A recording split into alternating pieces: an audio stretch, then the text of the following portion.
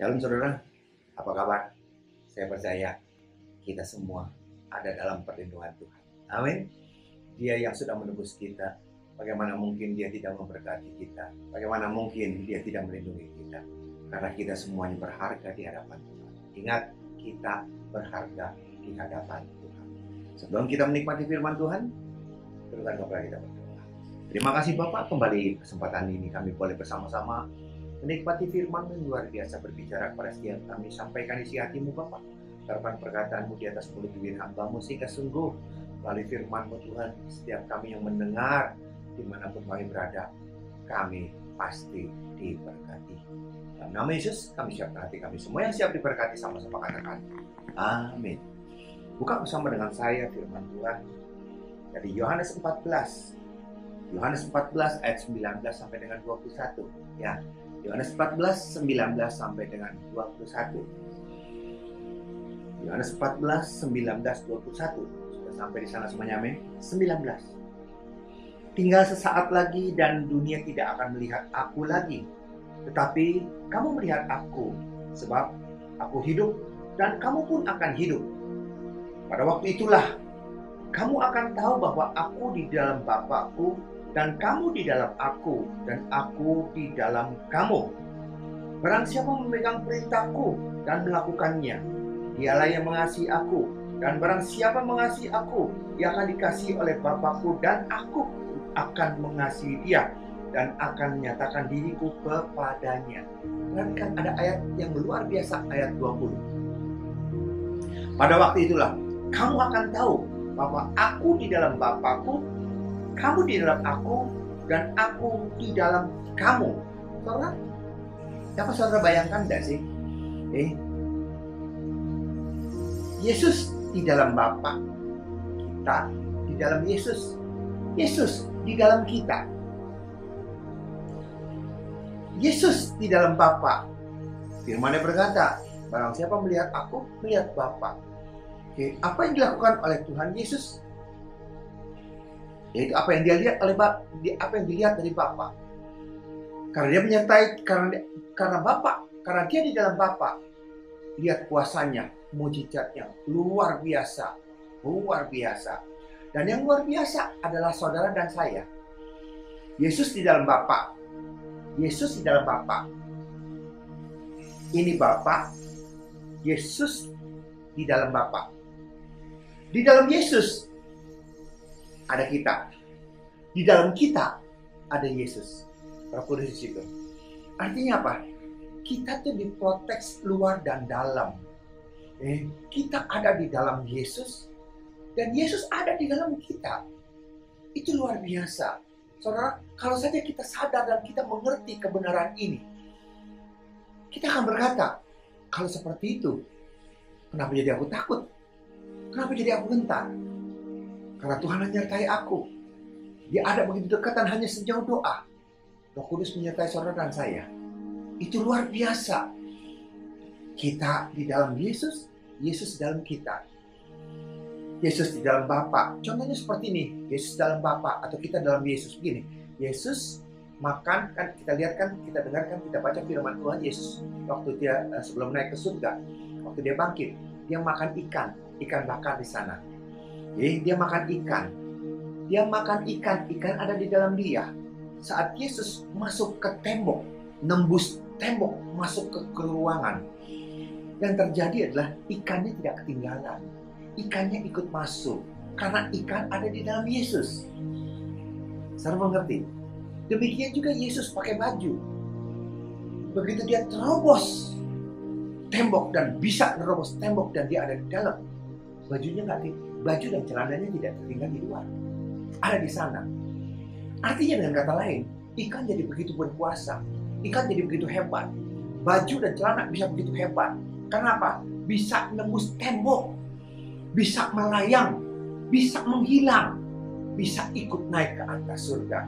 Kenapa? Karena ada di dalam Yesus. Demikian juga kita, kalau kita ada di dalam Yesus, kita tuh diberkati luar biasa. Kenapa? Karena dialah kita jadi berkuasa, karena dialah kita jadi powerful. Tapi kenyataannya, kenapa tidak seperti apa yang Tuhan firmankan? Contohnya, Firman Tuhan dengan jelas-jelas dalam Yohanes 14 ayat 12. Aku berkata kepadamu, sesungguhnya barang siapa percaya kepadaku, ia akan melakukan juga pekerjaan-pekerjaan yang aku lakukan. Bahkan pekerjaan-pekerjaan yang lebih besar daripada itu, sebab aku pergi kepada Bapa. Lihat, kalau kita percaya kepada Tuhan Yesus, kita bisa melakukan seperti apa yang dia lakukan. Dan kita bisa melakukan lebih hebat daripada Yesus, karena Yesus itu pergi kepada Bapa. Kita masih ada di dunia. Ini yang luar biasa yang harus memasuki tahun yang baru. Kembali Tuhan mengingatkan firman Tuhan ini kepada setiap kita orang percaya. Jangan terpengaruh dengan masalah dan problem. Jangan berfokus kepada masalah dan problem. Jangan berfokus kepada COVID-19 semata-mata. Sekalipun dia bermutasi, terserah. Mau 100 kali, 1000 kali mutasi, terserah. Tapi satu hal, kita punya otoritas, kita punya kuasa. Judul khotbah saya pada saat kesempatan ini adalah kita penuh dengan kuasa. Amin. Kita penuh kuasa. Oh, kita berkuasa di sini. Kenapa? Karena Tuhan sendiri yang berkata, kalau kau percaya kau bisa melakukan seperti apa yang aku lakukan. Bahkan lebih besar lagi daripada itu. Ini yang terjadi. Berapa banyak kita yang memasuki tahun yang baru, kita merasa pesimis, kita merasa, aduh, kapan selesainya, mutasi lagi, baru mau meredam, baru mau enak, keluar lagi, baru mau enak, ada lagi, saudara. Peduli amat mau berapa kali bermutasi kan? Satu hal yang kita tahu, selama Tuhan beserta dengan kita cakap menahu segala perkara. Selama Tuhan menyertai kita mampu mengatasinya. Ada amin? Yes. Jangan pernah kecewa, jangan pernah takut. Kalau kita mau belajar sekarang, kenapa kita jangankan lebih hebat daripada Tuhan Yesus, sama dengan Tuhan Yesus saja tidak terrealisir? Apakah firman Tuhan hanya untuk enak didengar saja dan tidak berdampak, tidak nyata? Saudara, kita belajar dari Yesus sehingga kita tahu hal-hal apa yang membuat kita tidak berdampak, hal-hal apa yang membuat kita tidak berkuasa, hal-hal apa yang membuat kita kok sepertinya tidak ada power di sana. Yohanes 5 ayat 30. Aku tidak dapat berbuat apa-apa dari diriku sendiri. Aku tidak dapat berbuat apa-apa dari diriku sendiri. Begitu humble-nya, begitu merendahnya dia berkata, aku tidak bisa berbuat apa-apa dari diriku sendiri. Saudara, aku menghakimi sesuai dengan apa yang aku dengar, dan penghakimanku adil. Jadi kalaupun dia menghakimi, dia ikuti apa yang dia dengar. Bukan karena dianya yang mau, tetapi apa yang dia dengar dan dia cuma mengikuti perintah. Aku tidak menuruti kehendakku sendiri, melainkan kehendak dia yang mengutus aku. Saudara, yang membuat Tuhan, yang membuat otoritas, yang membuat kuasa Allah nyata begitu luar biasa kepada Yesus. Yesus orang yang luar biasa. Dari lahirnya sudah dipenuhi Roh Kudus. Dibaptis, Roh Kudus tercurah turun atasnya seperti burung merpati. Dan orang yang seperti itu, dia membatasi kuasanya dengan kehendak Bapa. Dia punya, istilahnya, dia punya pistol, dia punya senjata, dia punya pedang, dia punya tombak. Tapi waktu memanfaatkan, waktu menggunakan, dia tidak menggunakan karena dia mahir, karena dia mampu, karena dia sanggup, karena dia jago. Tapi dia melakukannya menurut perintah. Sekalipun dia punya pistol, sekalipun dia punya senjata, sekalipun ada musuh di sana, dia bisa nembak, dia bisa membunuh, dia bisa melakukannya. Tapi kalau yang Bapa tidak memerintahkannya, dia diam. Sekalipun dilecehkan, sekalipun dihina, dia tetap tidak menggunakannya. Ini yang luar biasa. Saudara, kenapa kita tidak punya otoritas? Karena kita tidak punya kuasa. Karena kita tidak bisa seperti dia. Kita tidak bisa seperti dia. Kita melakukan seperti apa yang kita inginkan dan bukan apa yang Tuhan inginkan. Yesus menempatkan diri sebagai hamba, sebagai anak, sebagai bawahan di mana Bapa yang merintah. Tapi seringkali kita dengan Yesus, kita bukan sebagai hamba, kita bukan sebagai anak, Kita bukan sebagai hamba bawahan, tapi kita malah memerintahkan dia. Tuhan berkati, Tuhan lindungi, Tuhan jagai, Tuhan usir. Seringkali malah kita jadi salah kaprah. Kita yang memerintah dia, bukan dia yang memerintah kita, tapi kita sepertinya lebih berkuasa dari dia tanpa kita sadar. Contohnya, Tuhan Yesus membatasi kuasanya dengan kehendak Bapa. Kita lihat Yohanes 2 ayat 4. Kita lihat ayat-ayat yang sudah sangat populer. Yohanes 2 ayat 4.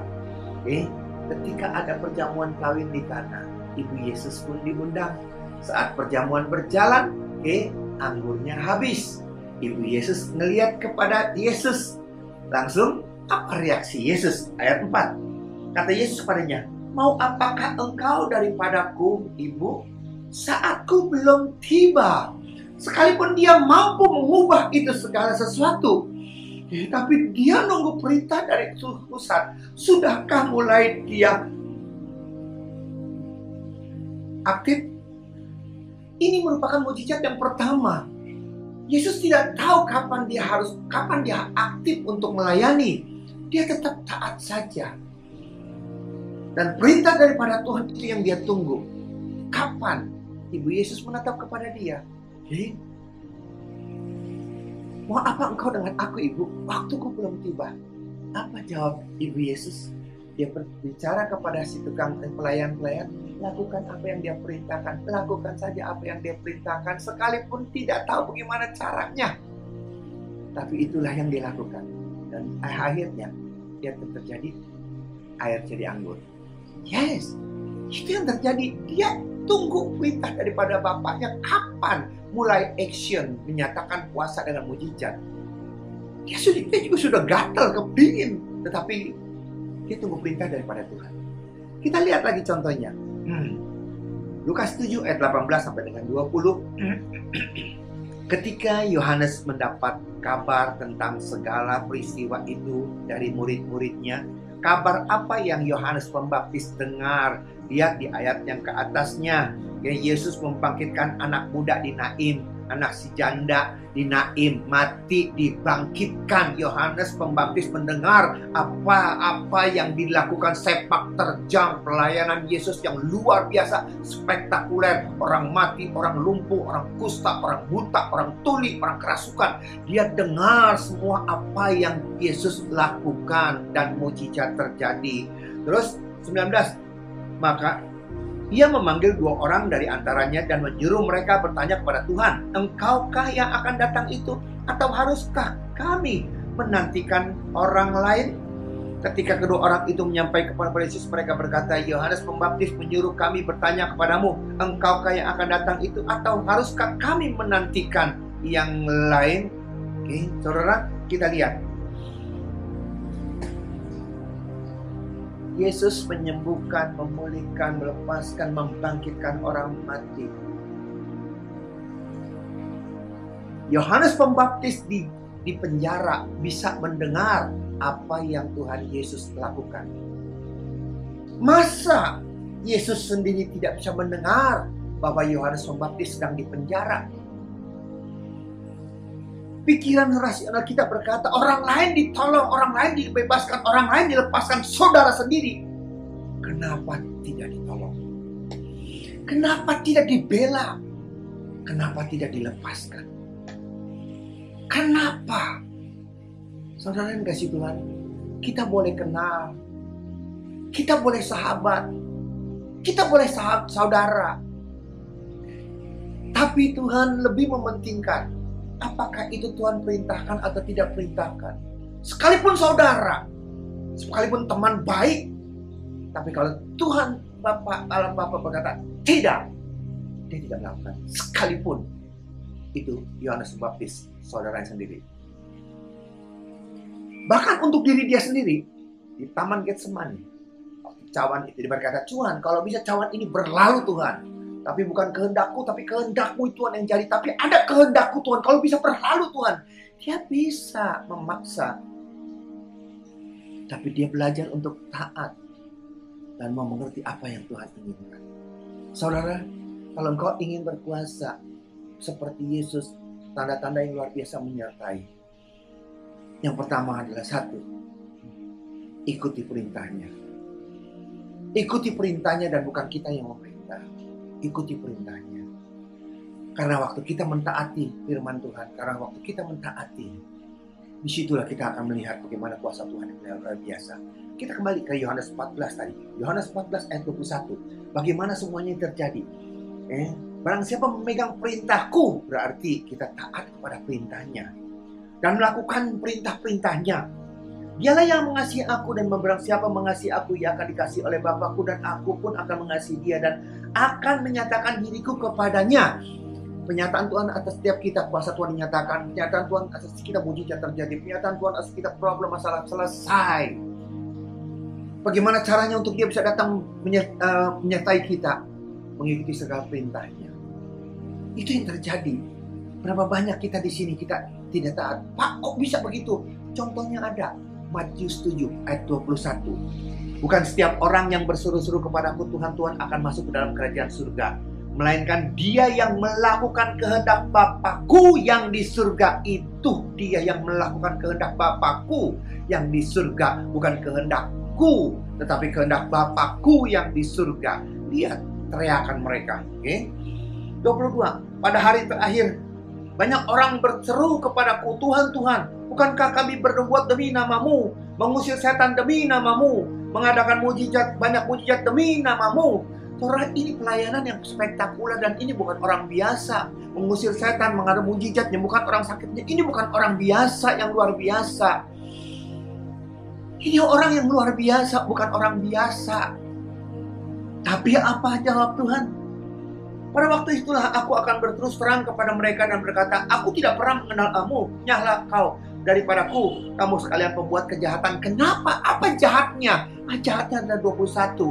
Bukan orang yang berseru kepadaku, Tuhan, Tuhan akan melakukan masuk ke dalam kerajaan surga, melainkan dia yang melakukan kehendak Bapakku yang di surga. Itulah masalahnya, saudara. Oleh karena itu hari ini, saudara, pesan firman Tuhan sangat simpel pada setiap kita. Memulai segala sesuatu, jangan pernah memulai segala sesuatu sebelum kau mulai dengan doa. Jangan pernah bertindak sebelum kau dapat rema daripada Tuhan. Jangan kau melangkah sebelum kau diperintah oleh Allah. Lebih baik kita terlambat daripada cepat kemudian jatuh. Lebih baik kita terlambat dan kita lihat keberhasilan daripada Allah yang sudah siapkan. Daripada kita terburu-buru cepat dan akhirnya lebih cepat kita masuk dan terpuruk dan jatuh di sana. Bagaimana caranya? Bangun tidur pagi-pagi sebelum kita melakukan aktivitas, duduk di bawah kaki Tuhan, berdoa kepada Dia. Apapun masalah problem pergumulan kita bawa kepada Tuhan. Lebih baik kita bergumul dulu kepada Tuhan daripada kau dipaksa untuk bergumul dengan masalahmu. Lebih baik kita bergumul dengan Tuhan daripada kau dipaksa untuk bergumul dengan hutangmu. Bergumul dengan Dia sampai Tuhan memberikan signal lampu hijau, baru kau melangkah. Mungkin buat orang dunia itu sudah terlambat. Ya, lebih baik terlambat satu langkah daripada kita kecepatan untuk terus masuk ke neraka, terpuruk dan habis di sana. Oleh karena itu, memulai hari kita, tahun baru, tahun-tahun bersama dengan Tuhan, tahun baru bersama dengan Tuhan. Tinggalkan semua kebiasaan yang lama. Jadikan doa pagi sebelum berangkat itu gaya hidup saudara dan saya.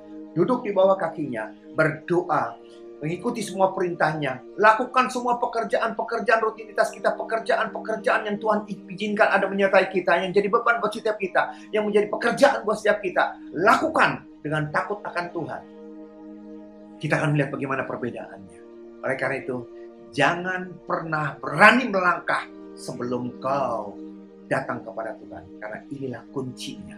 Karena inilah kuncinya supaya engkau penuh kuasa.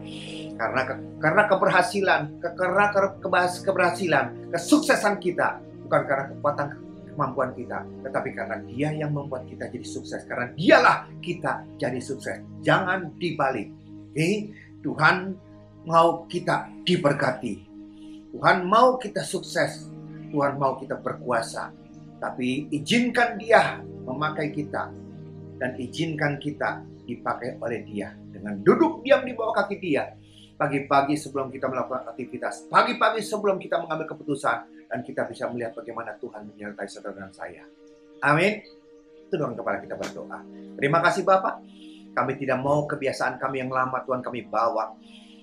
Kami tidak akan melangkah sebelum kami berdoa. Kami tidak akan bekerja sebelum kami bergumul dengan Tuhan dan minta hikmat daripada Tuhan. Karena sia-sia kami melangkah terlalu cepat dan akhirnya kegagalan yang kami terima. Lebih baik kami sepertinya mundur, sepertinya terlambat, tetapi kami menyelesaikannya dengan berhasil. Karena Tuhan memimpin setiap kami. Mampukan setiap kami Tuhan, mampukan setiap kami untuk datang berseru kepadamu Bapa. Karena kami tahu kami orang penuh dengan kuasa. Karena Kau sudah memberikan kuasa kepada setiap kami dengan luar biasa. Biar itu berdampak pada setiap kami. Berkati jemaat-Mu dimanapun mereka berada. Ingatkan kepada mereka orang-orang spesial, orang-orang yang penuh kuasa. Berkati negara kami, Presiden, Wakil Presiden, Gubernur, Dokter, Suster, dan semua jajaran sampai yang terendah. Biar berkat-Mu melimpah setumpuk semua dan kuasa darah-Mu. Dan kami percaya berkat Tuhan tercurah menyertai yang berkati. Di dalam nama Yesus, kami sudah berdoa dan mengucap syukur. Haleluya. Amin. Demikian firman Tuhan. Sampai jumpa dalam sesi akan datang. Tuhan Yesus berkati. Shalom.